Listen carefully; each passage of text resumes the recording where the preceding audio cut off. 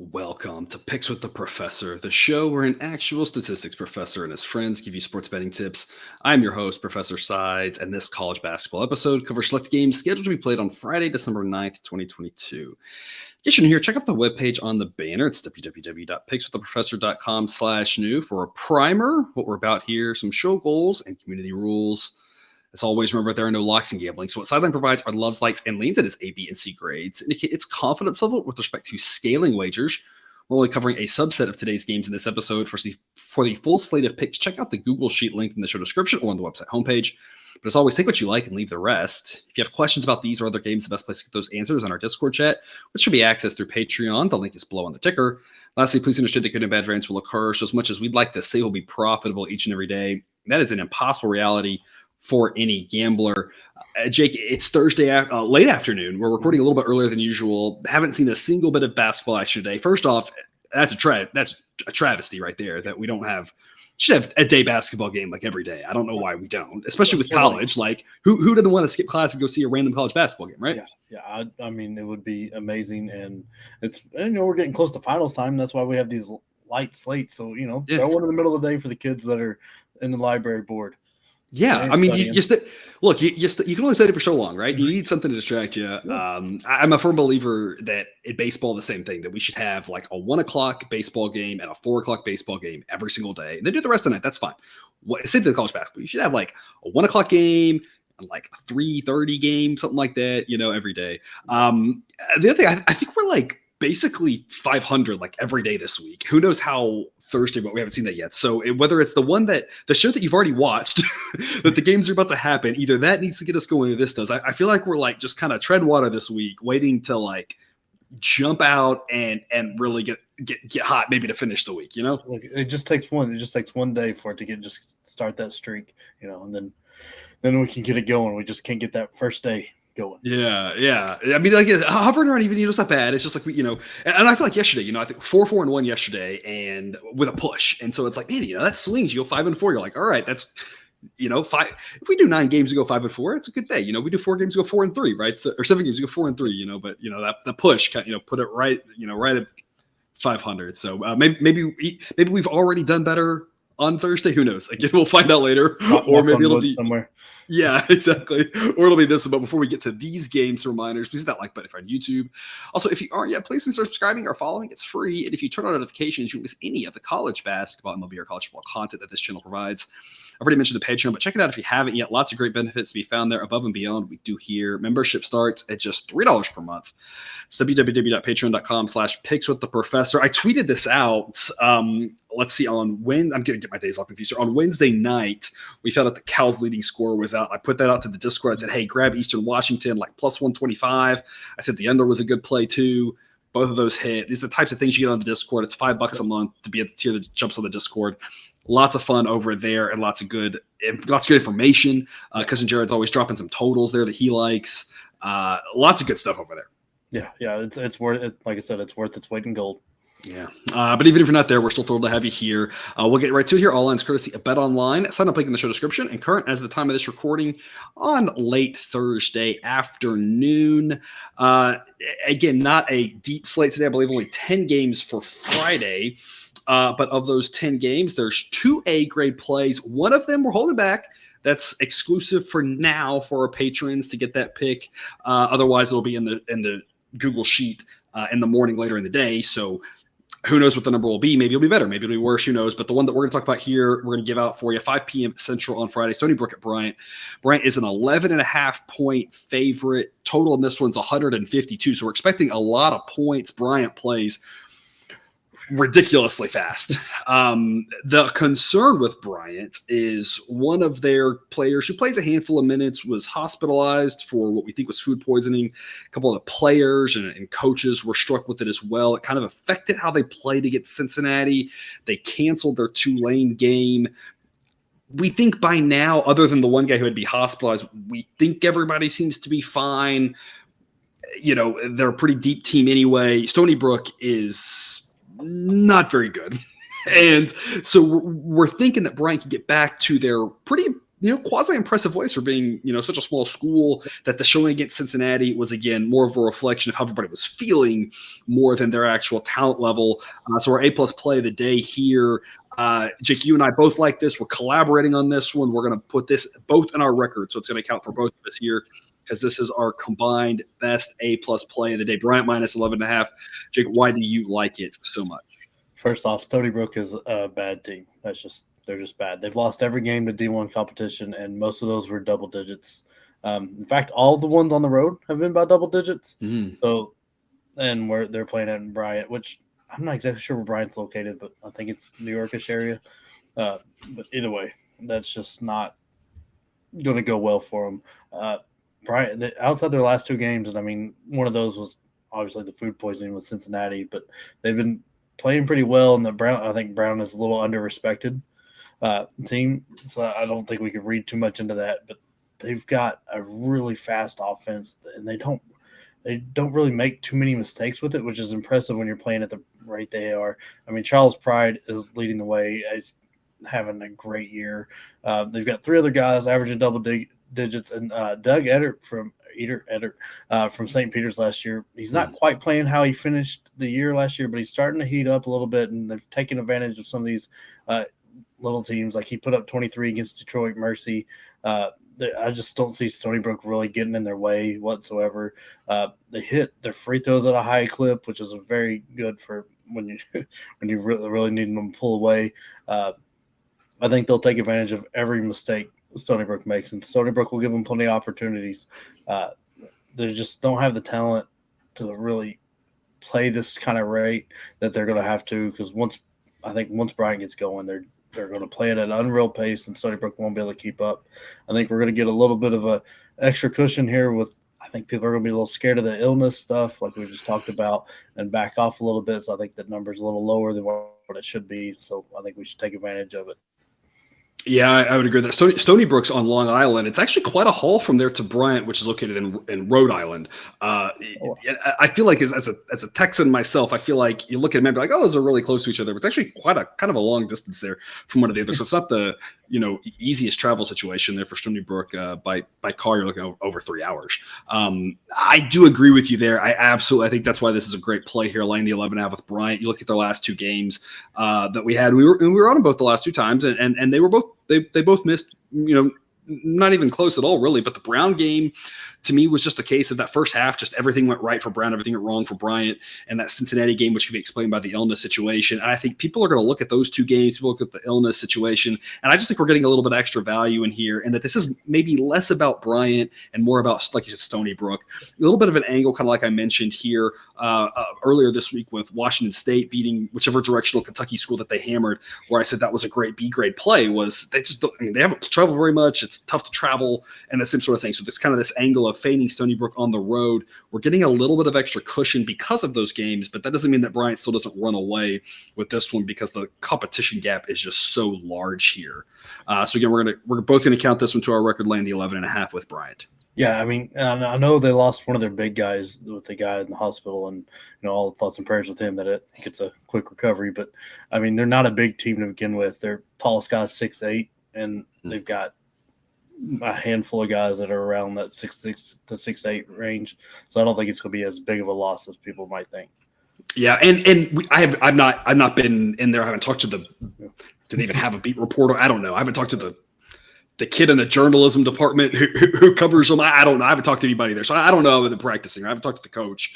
But what we will say is we kind of have a similar-ish situation to this with all the COVID stuff that happened the last couple of years. When we looked at that data, teams that had less than about a 10-day layoff didn't really seem to struggle with much effects. It was that more than 10 days where you started seeing the effect. And then it was pretty linear after that. The longer after 10 days, the bigger effect you saw. This isn't that long of a layoff for them. It still falls in that short window. Now, there's a certain perfect storm where they're a little bit, hungover, and not literally hungover, but kind of that same sort of feeling that you would have if you're hungover from this. But there's also the counter to that, which happened for some of the teams in the COVID situation when they had to miss a week, was it actually just gives you a little bit of a breather. Yeah. And all of a sudden now you're fresh. They want to run, and they're going to be running and ready to go. So it can kind of go either way. So it's always like we talk about, there's a lot of times when you try to analyze something, try to make a narrative out of it, you can convince yourself of one thing or the other. And I'm just here to say, unless you really know exactly how it's played out, ahead of time, it's hard to say. But in hindsight, if Bryant wins this game by 30, we're going to look back and we're going to say their legs were fresh. And if Bryant struggles, we're going to say, oh, well, their legs were tired. But right now, we don't know that, right? It's kind of, it could be either one. Yeah. And so it could just as much help us as it could hurt us. And, again, with how many guards they have anyway, they should be able to just get up and down the court. And like you said, really just take it to Stony Brook. Yeah. It should be a fun one to keep an eye on.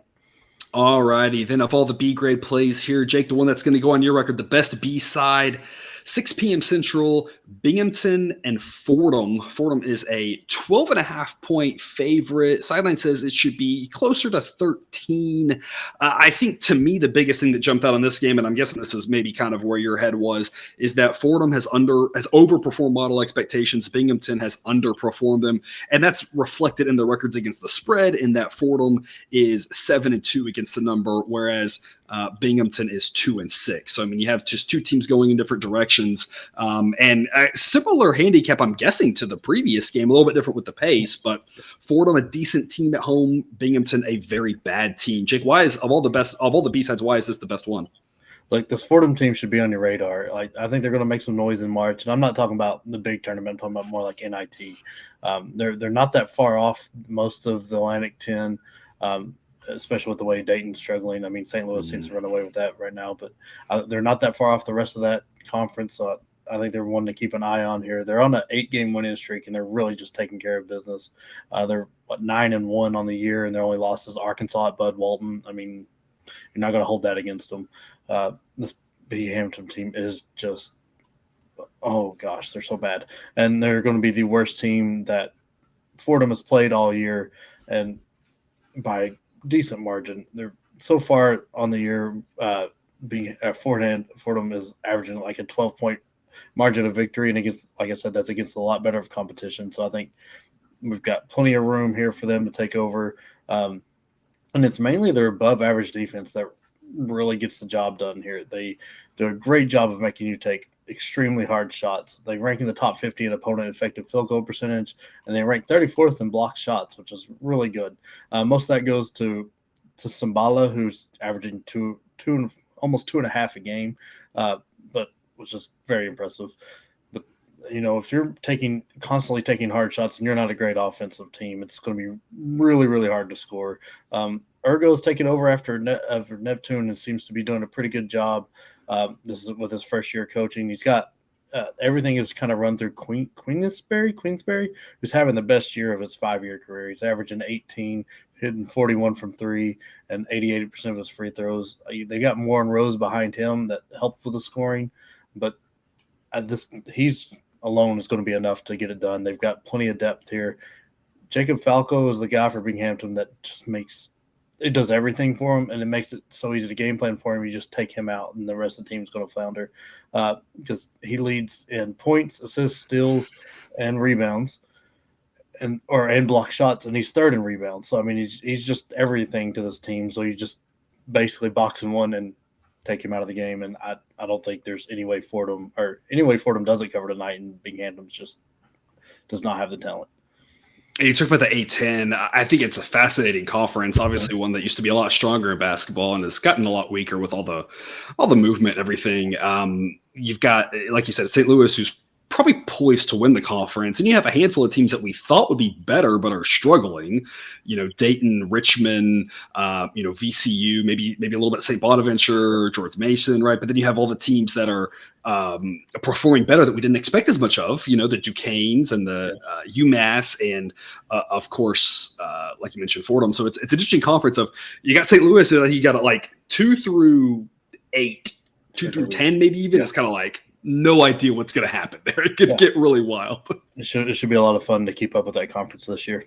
Yep, absolutely. All right, well, the B-side that I'm going to put on my record here, a bonus B-side for you that I like, Air Force -7 at home against Arkansas State. Air Force is a decent team, Arkansas State less so. You've got the extra altitude traveling to play in Colorado, never the easiest thing to do. If you had the early projections, this would have been an A-grade play. If you were with us on Patreon, $15 a month, you get those projected spreads that the model comes out with, usually before noon the day before. And so earlier this was Air Force -6. That would have been an A grade play.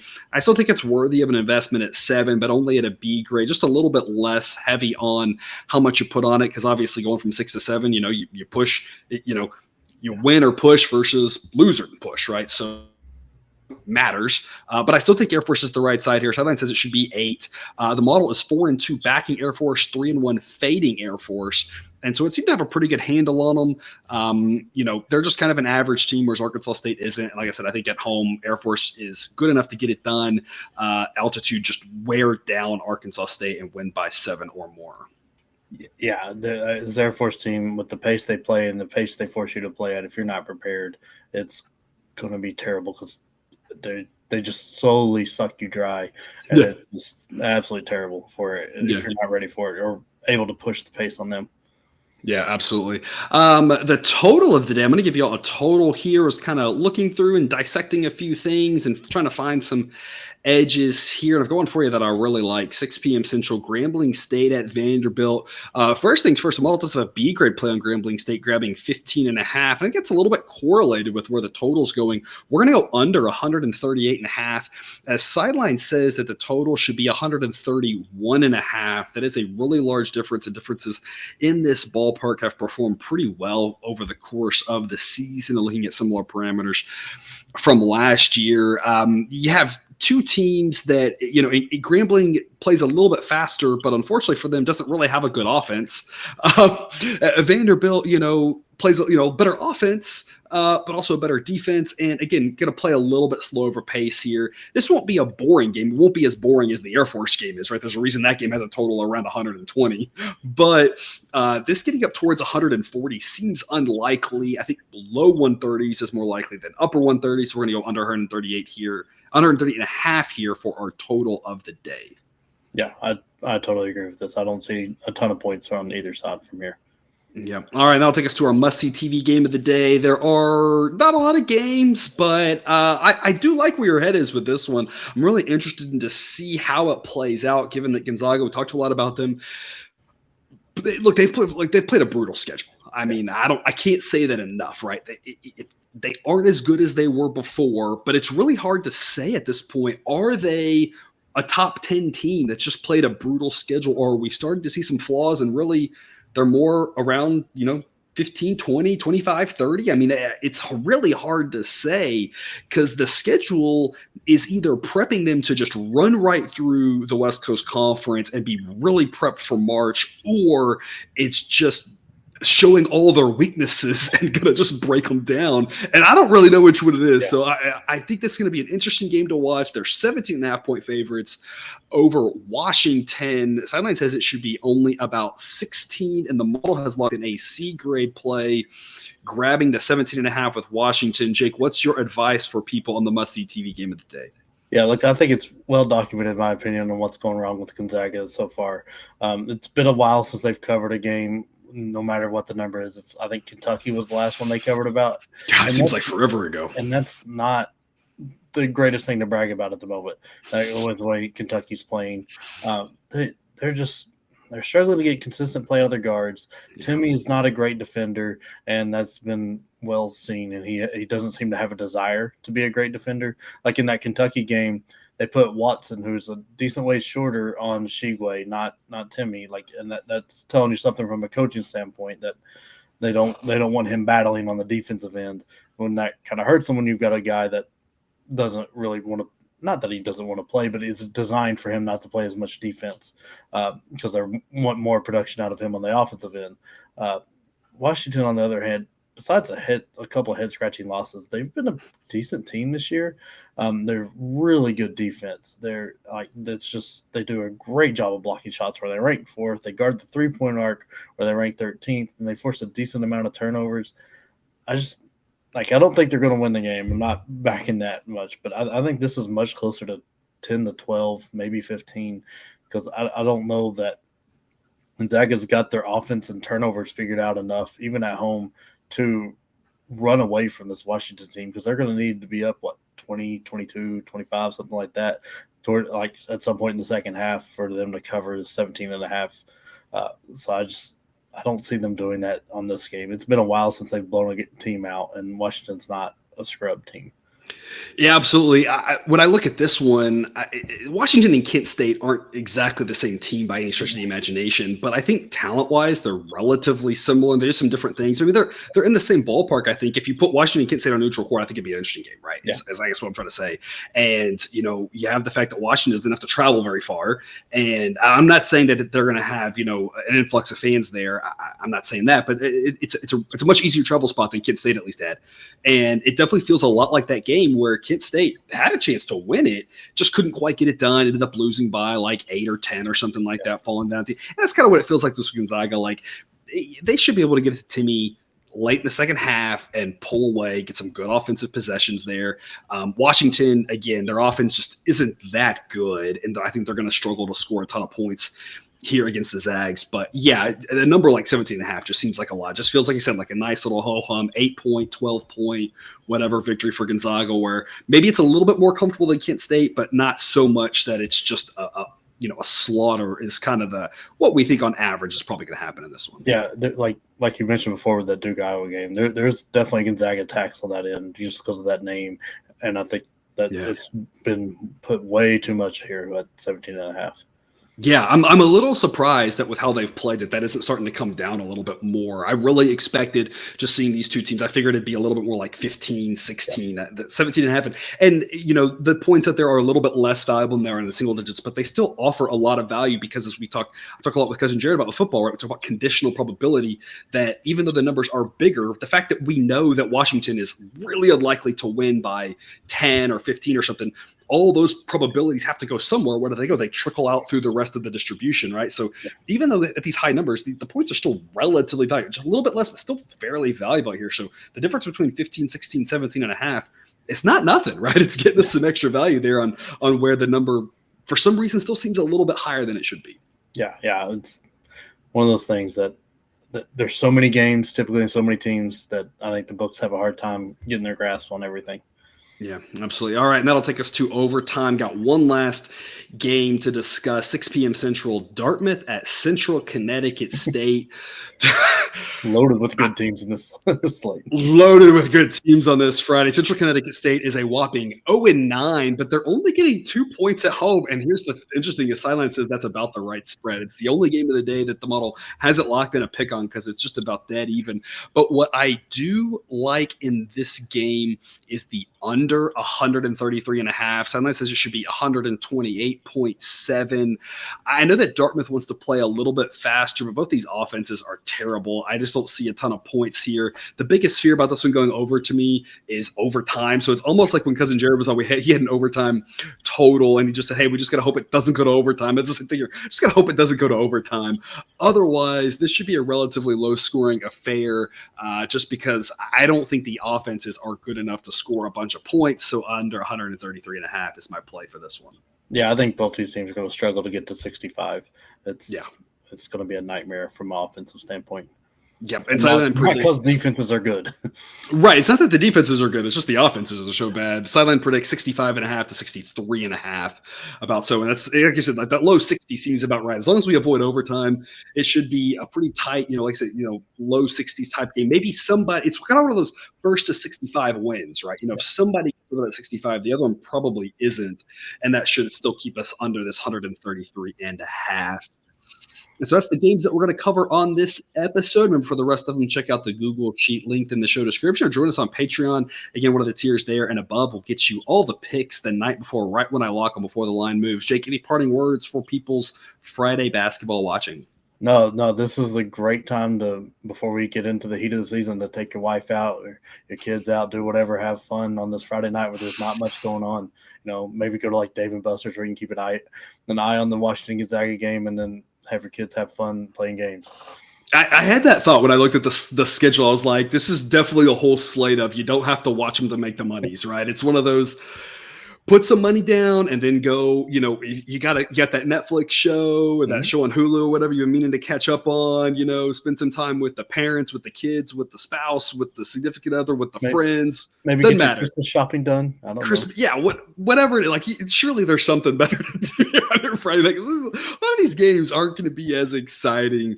Well, maybe we'll get some good jokes in the Discord here for those of us who will be. I'll be sitting at home alone on a Friday night. My wife will be Mrs. Professor will be out of town, so maybe I'll see what kind of jokes I can give to the people on the Discord. See who else is just sitting on their couch watching crappy basketball on a Friday night.